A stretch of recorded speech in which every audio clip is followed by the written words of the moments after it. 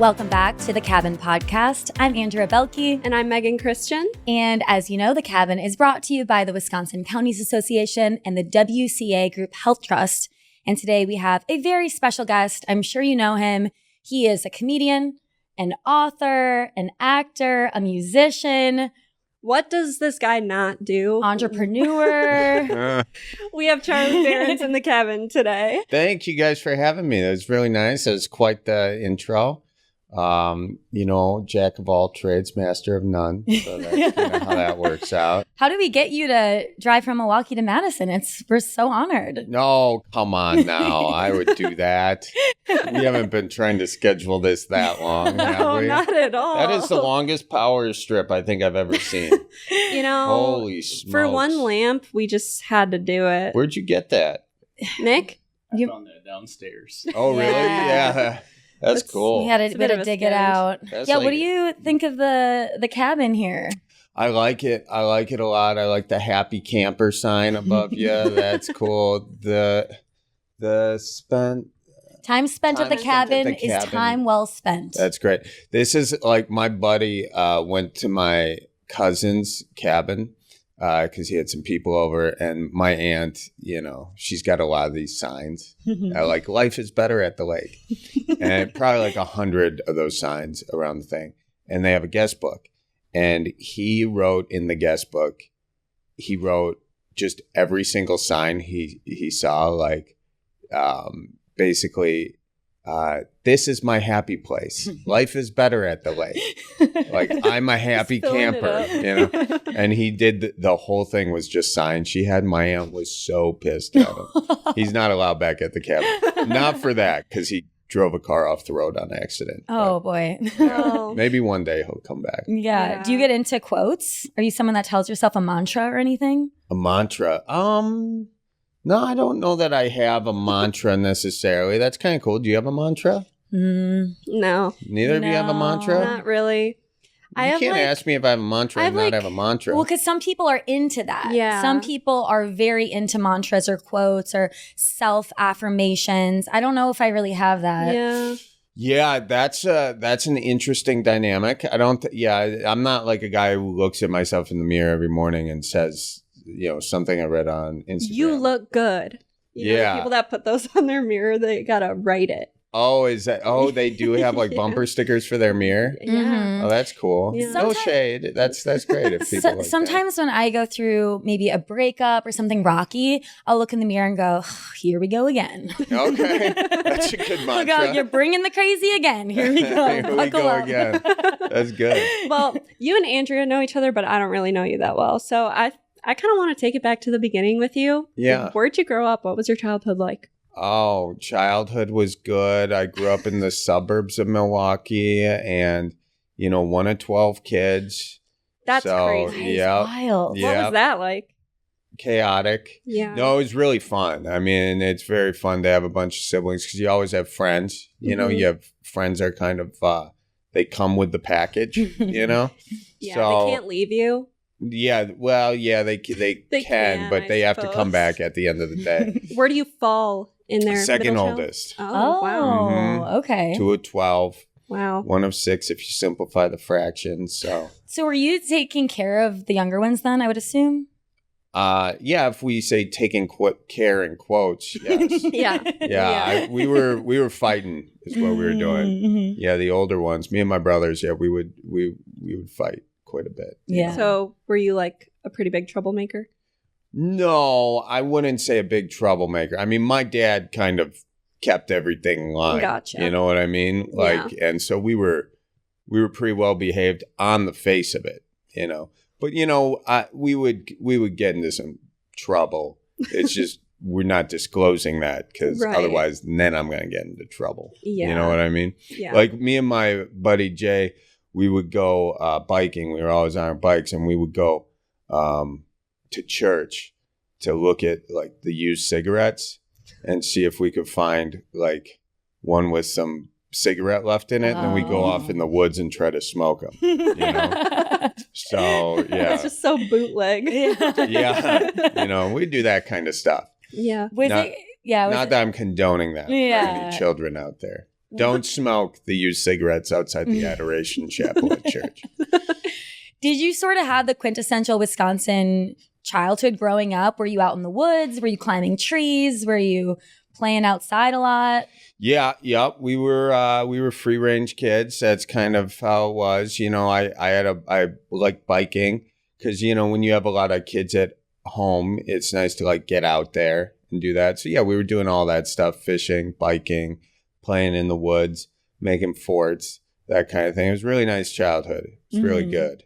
And yeah, my grandparents lived in Fond du Lac, right there. And so you had Lake Winnebago. So there's a lot of fishing going on up there. And we spent, you know, a lot of time up in Fond du Lac. We'd go up north once a year.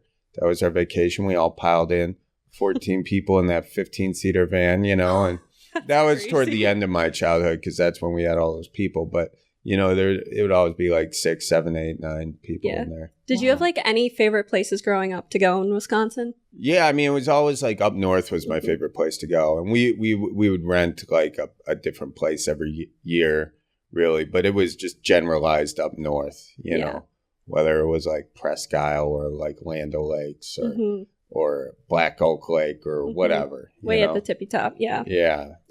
I'm always curious because you're a performer. When did that kind of start? Were you the kid that wanted to be on camera? I know for me, I always hate admitting this, but I was the kid that would push my cousins out of the way so I could be on the home video. You were that kid, huh? Yeah. She was also President Birdbrain in her bird club that she made up. You were President Birdbrain? Yeah, I gave myself that name. That's hilarious.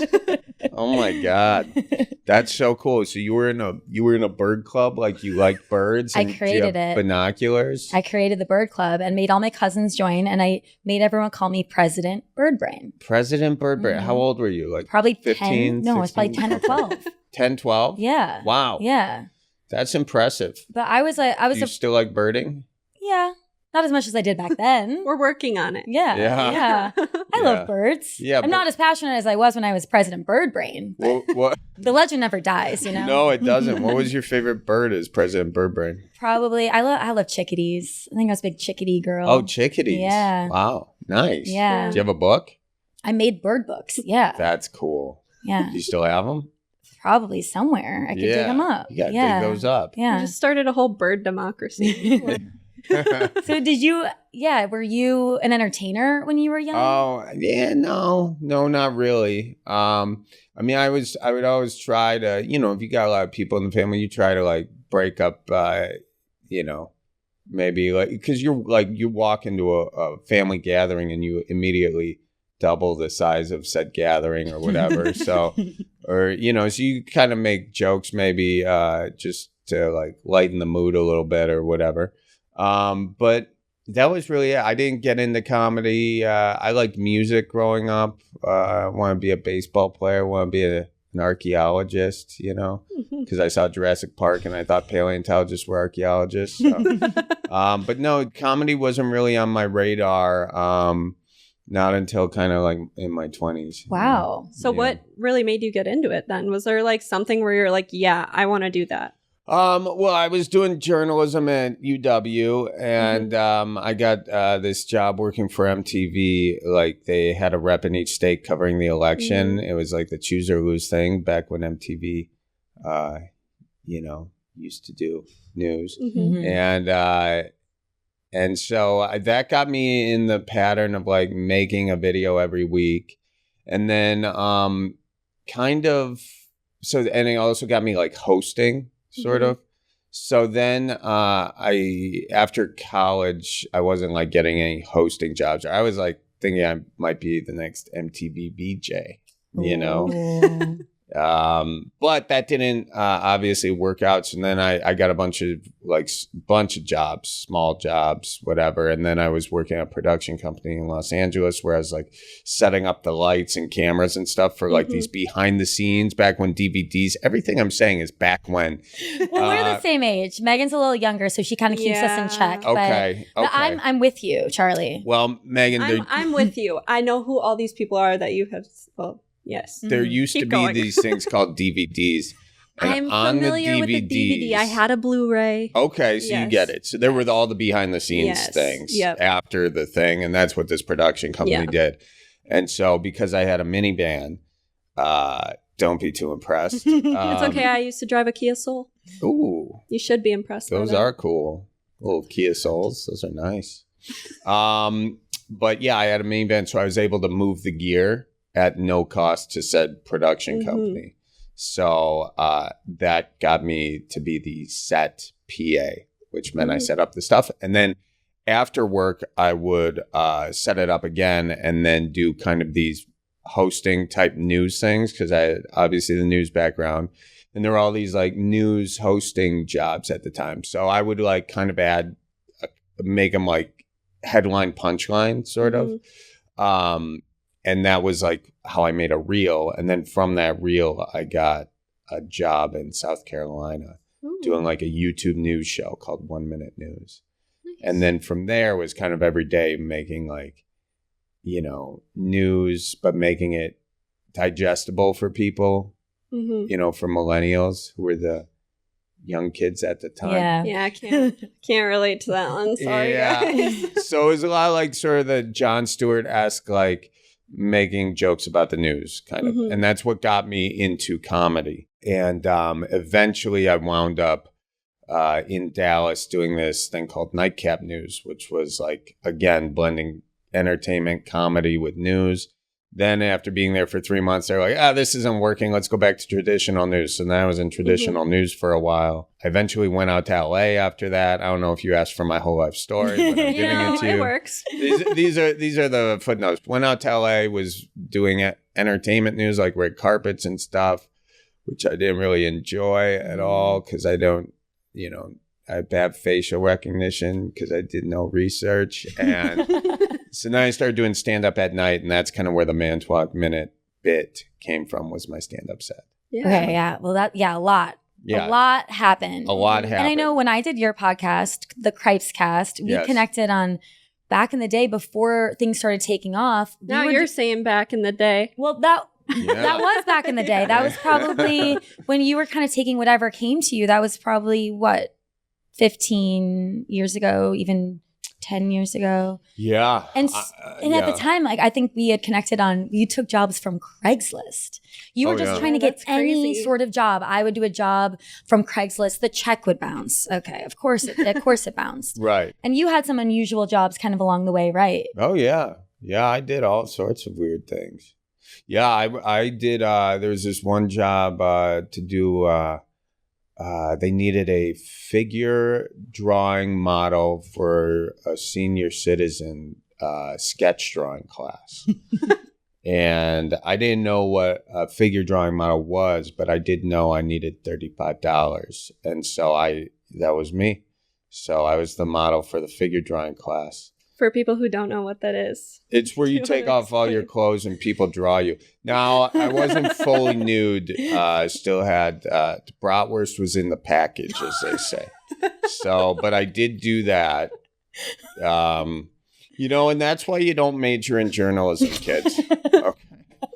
So, yeah, it was, you know, weird things. You do and then I did a lot of weird things for money. Yeah. I won't go into the other one. Same. What's the weirdest thing you ever did for money?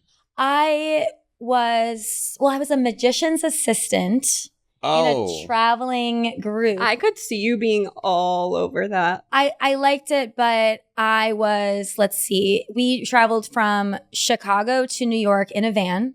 The man had just gone through a divorce, so he had been on the phone with his ex-wife a lot, so it was very tense. I was in charge of taking care of the birds. And so I was watching this guy's pigeons. He was getting in a lot of fights. And then it was for a kids show, and I had to do a quick change from an elf suit to a reindeer costume. And I was doing dancing on the stage. And now it's very funny, and I wish I had captured content of it. And that was the moment you said, I'm done with this. Well, at the time, I was probably kind of embarrassed because, I mean, not of that job, and obviously, you know, whatever. It was just having to prance around. I was in a van traveling across the country, and I think at the time I was trying to audition for acting roles and everything. So it kind of felt like, all right, I'm taking this for money, and then just kind of scrambling to find random jobs. You had all these like weird hosting gigs, and then you finally landed what you're doing now. You're obviously a really big Wisconsin personality. What was it like going from doing all these random things to kind of just having your thing now of doing stand-up, doing social media? Yeah, no, I mean, I think it's really nice when you're doing the thing that you want to be doing and that you like doing. And I think it's good in retrospect that it took me till I was like 30 to find it, because then you like really appreciate it, you know, whereas if it happened right away, maybe I wouldn't have appreciated the fact that like the first Man Talk Minute I did, it took off. And I was like, oh, I need to take advantage of this and double down, do another one next week, you know? And the only reason that I knew that was because I knew this doesn't happen with every video. Because before that, I said like, I'm going to do a video every week until something takes off. And none of those videos did take off, you know? Yeah. And it's then, always when you try so hard on something and then it flops yeah. and then you do something silly and it just pops off. Right. Yes. And that is kind of a good lesson, I think, for a lot of people trying to do their own thing, is just try stuff and see what happens, you know? Yeah. You are on tour right now. I think by the time this podcast comes out, unfortunately, I think you'll be done with tour, right? Because done with this tour and then starting a new tour in the fall. Oh, perfect. So people can be on the lookout for those tour dates. But you had told me when I ran into you the other day that your first time doing stand-up didn't go as great as you wanted.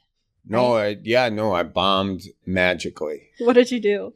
Well, this was in Los Angeles, you know, and I wrote like this 5-minute bit that like I had rehearsed it, or I had it down to the word, you know, and the only thing that I was like, oh, this is going to crush. I'm going to be like, you know, the next Bill Burr. This is going to be great. And the only thing that got any laugh was me making fun of myself for how bad the set was. So it was nice to get a laugh, though. Don't get me wrong. Do you remember what you said?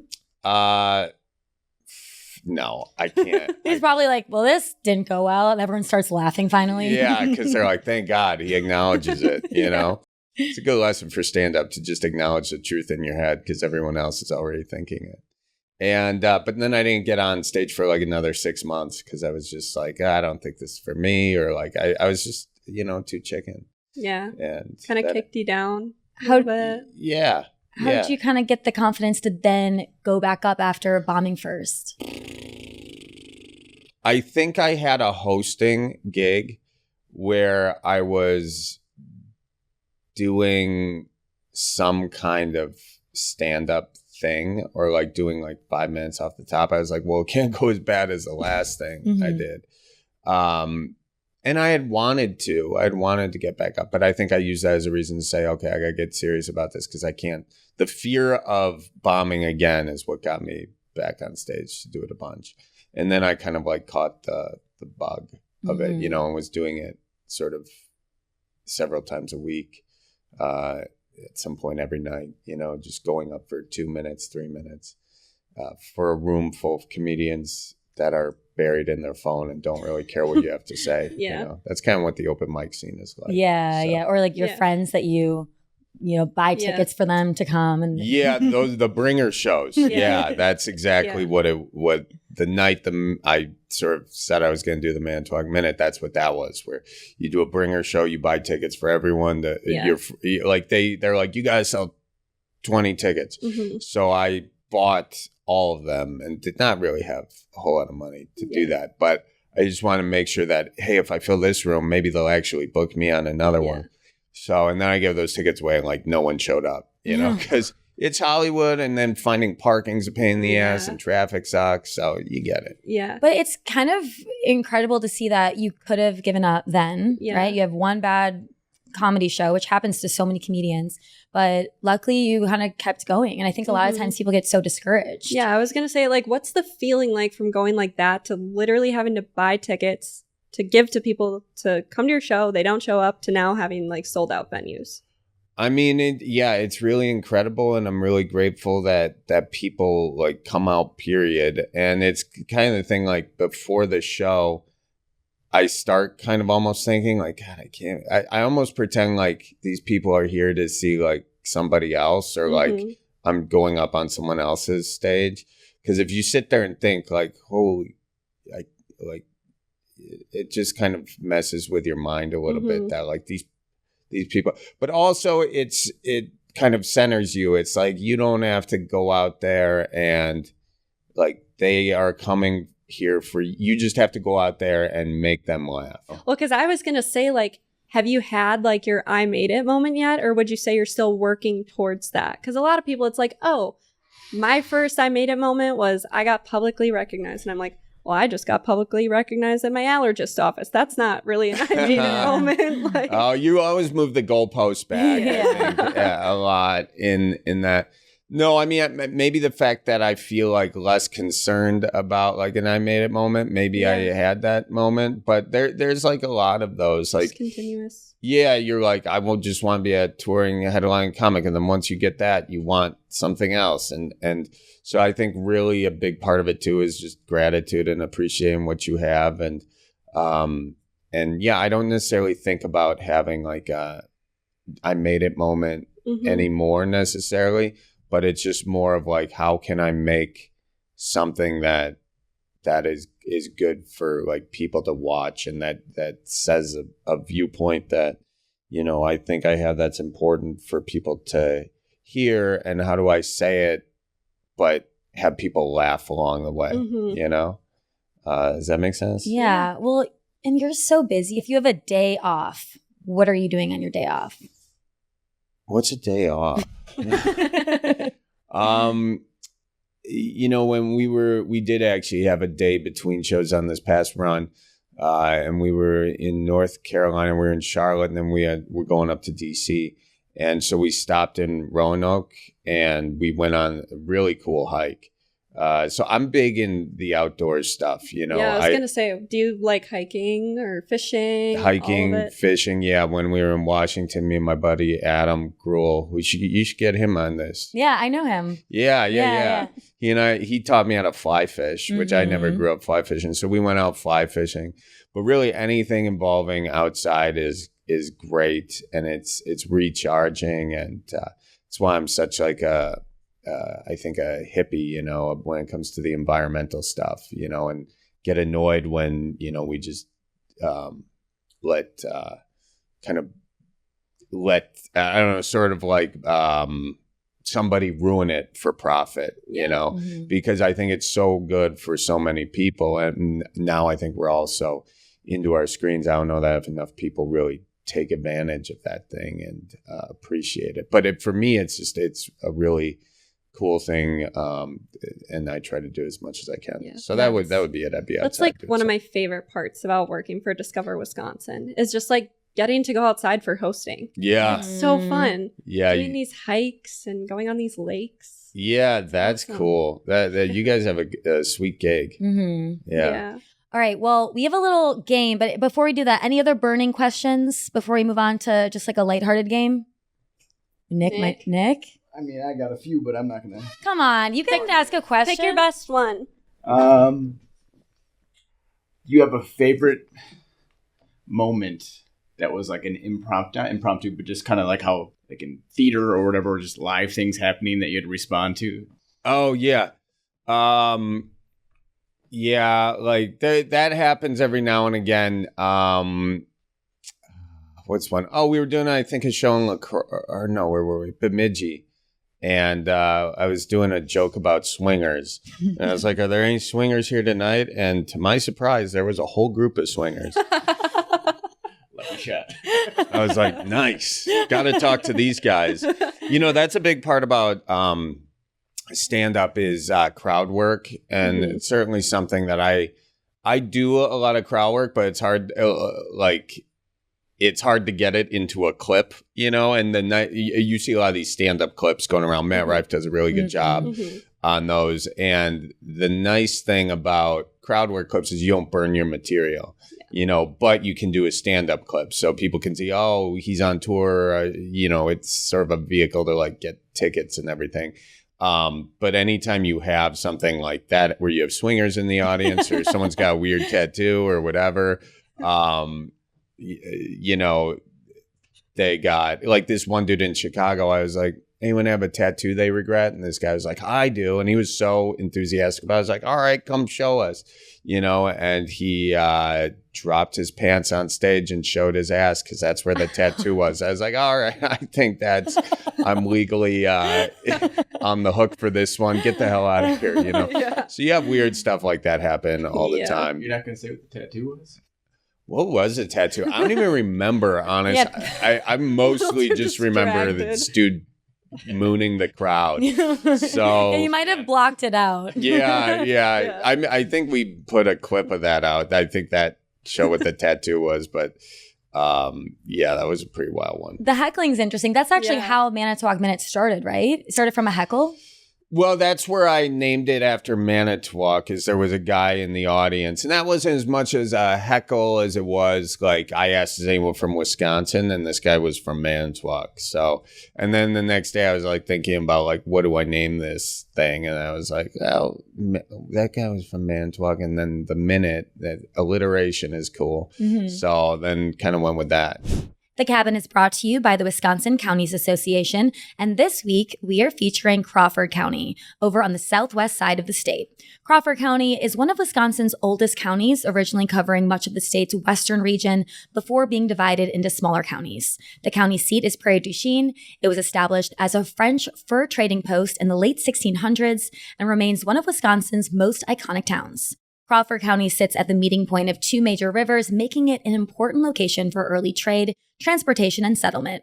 Unlike much of Wisconsin, Crawford County was never covered by glaciers, creating a rugged landscape of bluffs, valleys, and limestone foundations perfect for hiking, fishing, and scenic drives. With access to the Mississippi and Wisconsin rivers, Crawford County offers world-class fishing, drawing anglers from across the Midwest. You can stroll along the Mississippi Riverwalk, enjoy the scenic views, stop at local parks like Lawler Park, and enjoy the many wineries, breweries, and restaurants in the area. To learn more, visit wicounties.org. The Cabin is also brought to you by the WCA Group Health Trust. Serving local governments and school districts, the WCA Group Health Trust partners closely with members to fulfill their employee health benefit obligations in a fiscally responsible manner.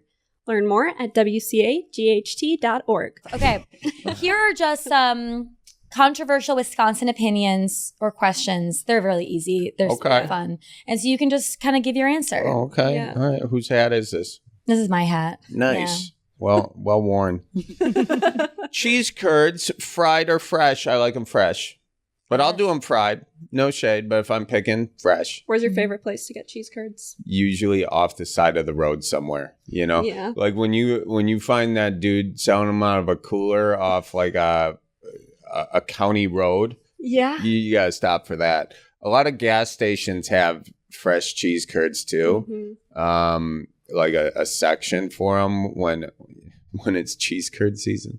All right, casserole or hot dish? I go casserole. Now, Minnesota people tend to go hot dish, but I grew up calling it casserole, so I go with casserole. Right. These are easy It's a questions, casserole. Miller, Pabst, Leinie's, New Glarus. I go Leinie's. I like Leinie's Light, favorite light beer. Leinie's Original, also great. But yeah, I go with the Leinie's. I love a good summer shandy. Yeah, nice on like for baseball too. Mm-hmm. Is the Wisconsin accent sexy? Oh, geez Louise, I tell you, yeah. I mean, you guys tell me right now, is this sexy or what? Well, you have to say something maybe sexy for us to know. Oh, yeah. Let's see here. Everything I'm thinking of, I don't think can go on this podcast. You don't have to. You guys want to go for a ride on my boat later or no? You got a boat, so I'm saying Yeah, yes. you say boat. See, I told you, super sexy. Yeah. But I think it's interesting because, you went to school for journalism at Madison. Mhm. Did any of your professors say anything about your accent? No, I mean, no. That didn't come until I was trying to get a job. Oh, so that you did have somebody mention something. Yeah. And I did have when I was trying to go do it, there was a professor who was running a broadcast class. Now, this wasn't at Madison, but this was in Los Angeles, actually. And that's where that professor, I do a stand-up bit on it. That's where that professor made the comment about my accent. Wait, was it in Los Angeles or was that in Wisconsin? Might have been Wisconsin. But the guy, I think, was from Los Angeles. God, I can't believe my memory. And they haven't even legalized weed in the state. But anyway, the guy was, he was, and that happened several times, like throughout my career. There were people, I was doing this voiceover read at this thing I was doing in Washington, D.C., you know? Mm-hmm. And they're like, you can't do these. You have way too thick of an accent. Yeah. And I was like, okay, I don't think so. But, you know? Yeah. And then you would say words wrong on air. And then people would be like, what is that? Yeah. You know? And, or opinion, you know, instead of opinion, you do the hard O thing. You do the hard O, opinion. Yeah. That's what comes out in mine the most, I think. Yeah. I mean, and that's really the thing that with comedy to remember is that to embrace your flaws and your weakness is your greatest strength, you know, because I say the Wisconsin accent is a greatest strength. Yeah. Well, I agree. Yeah. I mean, that's exactly it. It's like, because comedy just looks for flaws are relatable to everybody. So whatever the flaw is, it's now universal, especially if you double down on it, you know, and that's, you just call things out like, you know, my pants are too short. You know, I think, because you can see right now, right? You know, isn't that too short? Ankle showing right I think no. Is this I think we all have some ankle showing. Yeah. They feel it's fashionable. Okay. Yeah. See? I think, we should ask the Gen Z. I would trust her. Well, I honestly prefer that than it like hanging down below your shoe. Okay. Yeah. Well, forget it. I'm fashionable. You have great style. Yeah. Thank you, guys. Yeah. You got the New Balances. Thank you. I appreciate that. Yeah, these New Balances. These I did not purchase. These were a gift. Kind of a gift. Actually, I think I did end up paying for them. I was. It's a long story. It's not that good of a story, but yeah. The twists and turns of those but shoes. These are new. This is a new situation. So I'm just kind of getting into these. I like them. Yeah. Thanks. Really nice. Yeah, a little bit more stylish than I'm used to. Yeah. You know? And you got looking sharp. Yeah. Thank you. Looking sharp. Appreciate that. Yeah, that's why I came here. I came here for the compliment train. Yeah. Yeah. All right. Let's run some more back. More to go. More to go. More to go. All right. Friday fish fry or supper club prime rib? It's a toughie, I know. It's a tough one. I'm going fish fry. Right. Fish fry all day. Mm-hmm. And we up north, we always do fish fries for the family. So that's a big family. So we're going out catching fish.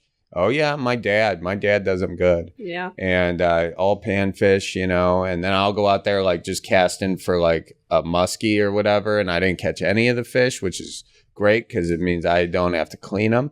And then we get back to shore. He's like, all right, go clean these fish. I'm like, I didn't catch them. All right, we'll just do a couple more. All right.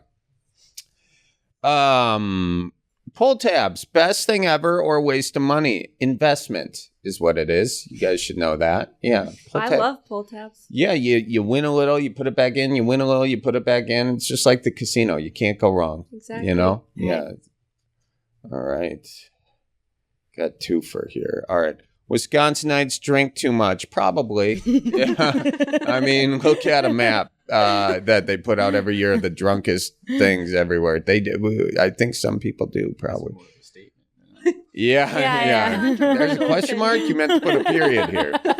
Go to old-fashioned recipe. Oh, my gosh. Well, I do sugar cube and bitters, and then I muddle the sugar cube with the bitters, and then I put cherry in, and then an orange, and then I'll muddle both of those together, and I won't muddle the rind, and then from there I'll put some ice in, and then I'll put brandy in 2 fingers tall if you want to, you know, just enjoy yourself, 3 or 4 if you want to have a party. And then from there, you know, it's sweet, sour, press. I tend to go sour. So like Jolly Good Sour Power is good. Squirt also works. And then from there, you have your garnish of some sort, you know, and then if you have a nail, and then you just put it through like a cherry and olive. Olives are really good. You should get those things. And then mushroom is nice. And then an orange again. And you got a little foursome on the garnish situation. That's kind of how I do my old fashioned. You heard it. Wow. That Yeah. was great. There you You're go. basically an No. auctioneer. Yeah. Oh yeah, yeah. I learned auctioneer is really 1 1/4, 1 1/2, 1 3. Oh no, it's 1 1/4, 1 1/2, 1 7/5, 2 2 1/4, 2 7/5, 2 something Can like I get a that. 1 and 1 and bottom of 1 right there? Can I get a 2 and 2 and bottom of 2 and 2 right there? Can I get 3 and 3 and bottom of 3? Before? I come from a family of auctioneers. Oh yeah. So what do you put in I learned between them? something No, I new actually, so about I have you not every done day. any official training because you get your license. Yeah, But yeah. I just go, can I get a 1 and 1 and bottom of 1? Bottom of 1. I think I put in. Can I get a 1 and 1 and bottom of 1 right there? Can I get 2 and 2 and 1 and 2 and bottom of 2? 1 and 2, bottom of 2, 2 right there. You're good. You're good. Look at me trying to let me show you how to do the auctioneer. Yeah. Okay. I was doing the cattle one. Wait, that Yeah, does there you actually go. make me wonder because that's a special skill. I know when I first did your podcast, I kind of taught you how to juggle. Yeah. You Have were you good been at practicing? that. No. What is your No. special skill? Do you have like a go-to special skill or like a dance move you bring out at parties? Oh, I'm bringing out dance moves. They're not. I mean, anyways, they're. A I little wouldn't call worm them skills.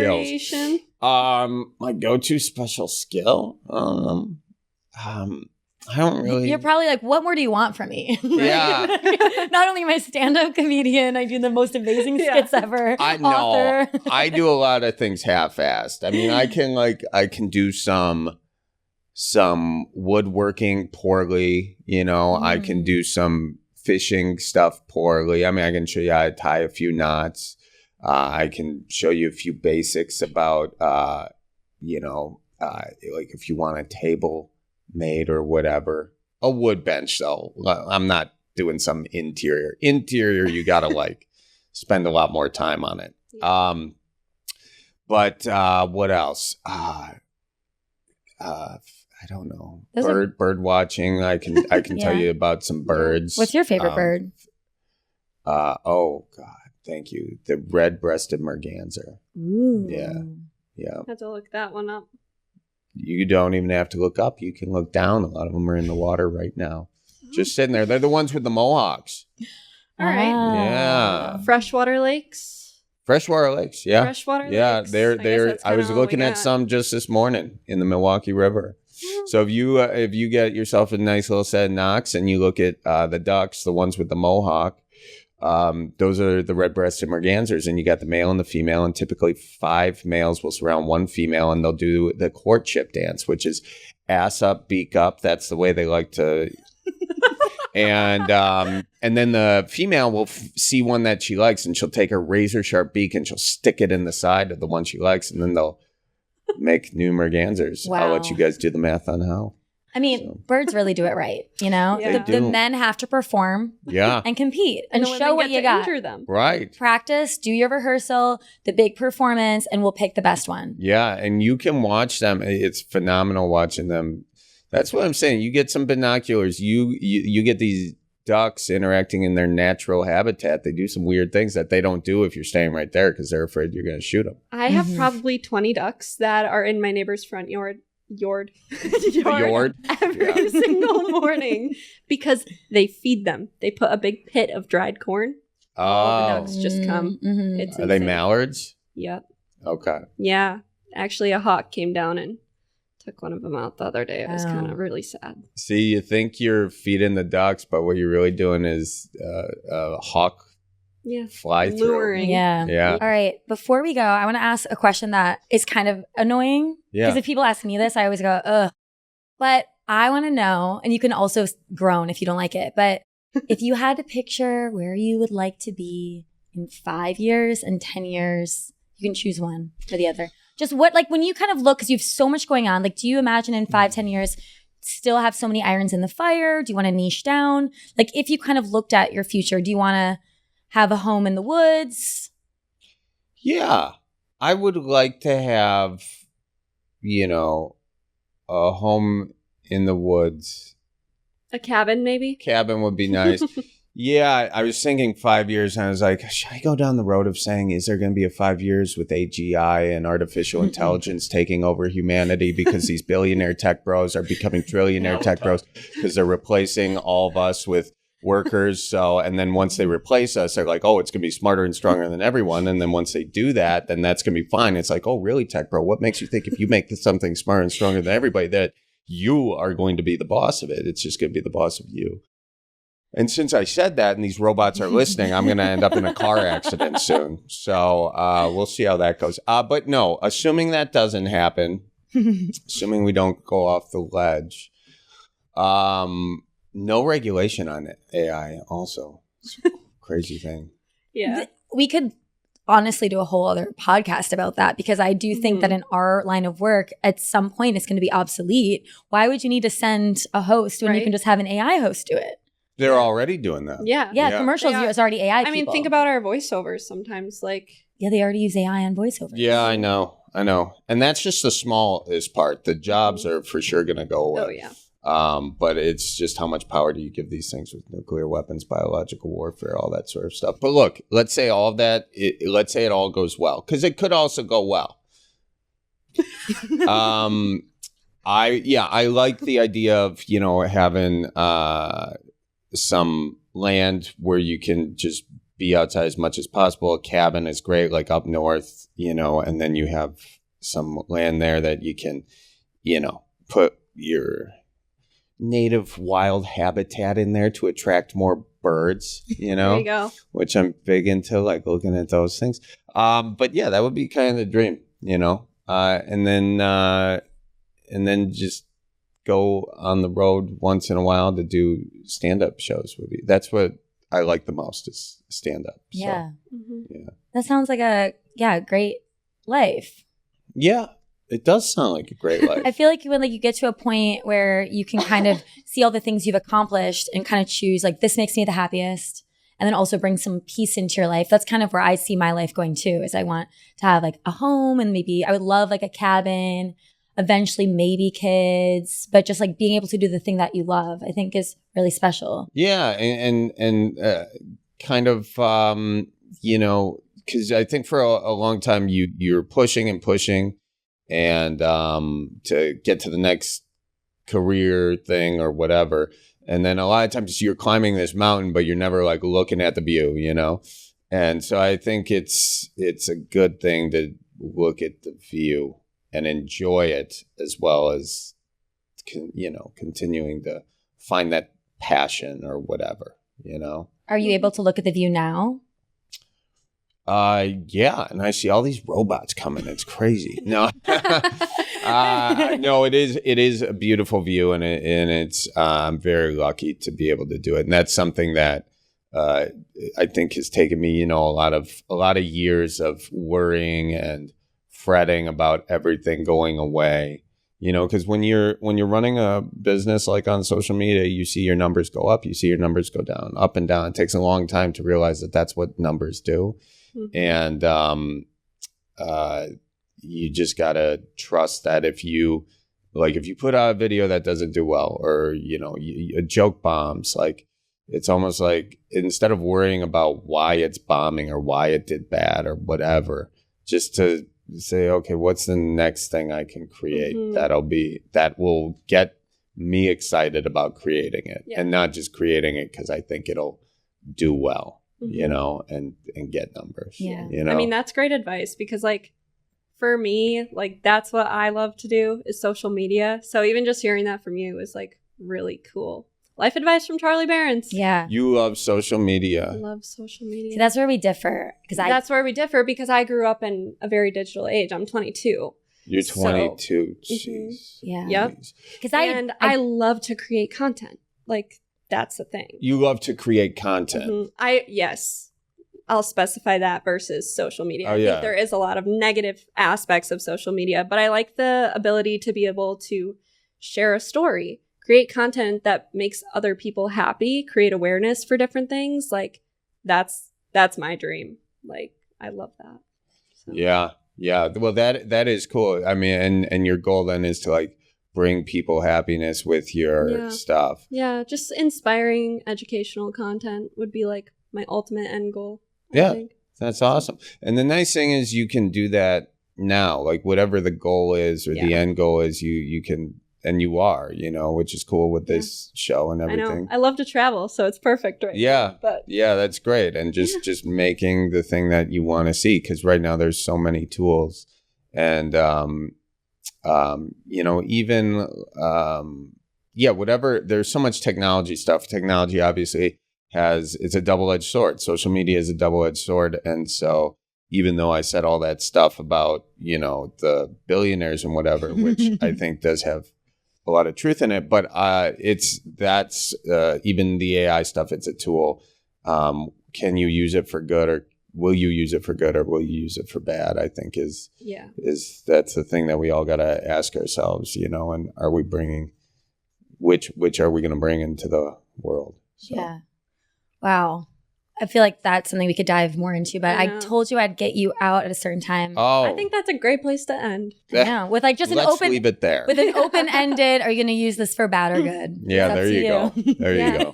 Well, Charlie, thanks so much for coming in. Thank you guys. I appreciate it. This was super fun, and congrats on the podcast. Thank you. Awesome. So let's follow you at Charlie Berens. You have tour dates coming out for the next fall. For your next tour, you have a book. What's the name of the book is? Midwest Survival Guide. Great. You find that. You have a brandy too. Berens Old Fashioned Brandy. Yep. Yeah. I just saw the billboard. Oh, yeah. There's billboards now. Yeah.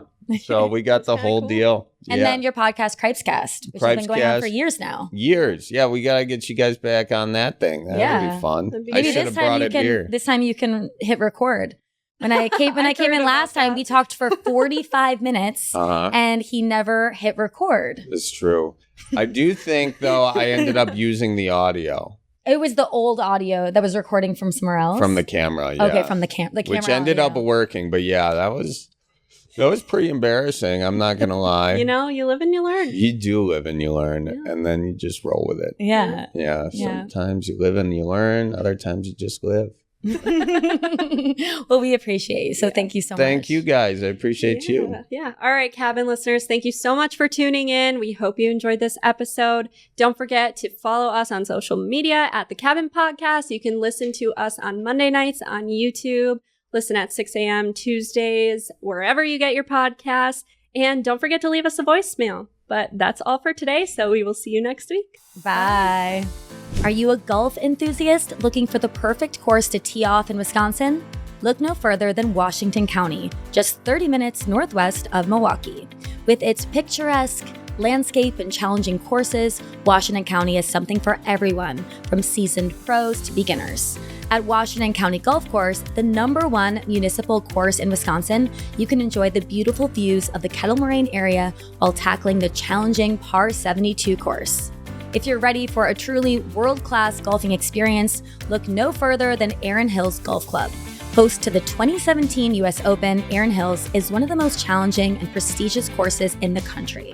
It's also the host of the 2025 U.S. Women's Open. With its natural terrain and immaculately maintained fairways and greens, it's no wonder that golfers from all over the world come to test their skills here. If you're looking for something a little more laid back, head to Honaker Golf and Country Club with its family-friendly atmosphere and 9-hole course. Learn more about Washington County and all it has to offer at www.visitwashingtoncounty.com. The Cabin is brought to you by Praise in the Pines. Join us on Saturday, July 19th, 2025 in Eagle River for an incredible event of faith and music, headlined by the world-renowned Newsboys. Their energetic performances and chart-topping hits will ignite your spirit, and alongside them, you'll hear powerful testimonies, dynamic speakers, and messages of renewal and revival. Plus, enjoy delicious food from local vendors while connecting with a community of believers. Don't miss the unforgettable afternoon and evening. Tickets are on sale now at praiseinthepines.org. Today's episode of The Cabin was hosted by Andrea Belke and Megan Christian and produced by Andrea Belke.